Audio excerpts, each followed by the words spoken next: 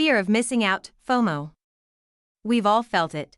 That uncomfortable feeling when you scroll through your social media feed and see photos of friends having a better time than you, or that sensation when you read about a friend's amazing job that you chose the wrong life path. This feeling is called FOMO, or fear of missing out. The term was first coined in 1996 by marketing strategist Dr. Dan Herman. While listening to consumers in focus groups and interviews, he observed that many consumers mentioned a fear of missing out on opportunities which could bring them pleasure. Later, in 2004, Patrick McGinnis, a student at Harvard Business School, co-edited an article about the growing trend among his peers of being unable to commit to anything, even something as simple as booking a restaurant, for fear that they would miss out on something more exciting happening elsewhere. Although people have felt FOMO for time immemorial, the growth of social media seems to have exacerbated the phenomenon. For many, it has now become habit to compare your life with others' lives, or rather the highlights of their lives, something that previous generations could not do so readily. This skews your sense of normal and brings about feelings like resentment, envy, and dissatisfaction. What's more, marketers have seized on FOMO psychology as a means to drive sales. Sales that last a limited time, low stock availability notifications, and pop-ups that show other people buying all tap into our FOMO.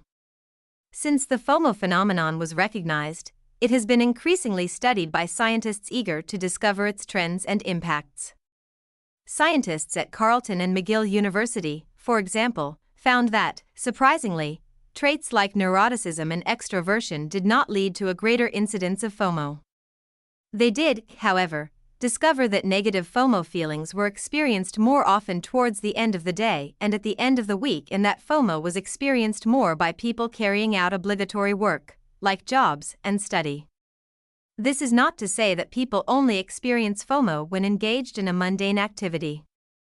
In a follow-up study, researchers found that participants who specifically selected one activity over another experienced FOMO when reminded about the alternative activity, even if their chosen activity was sociable and enjoyable, and if the alternative was unsociable.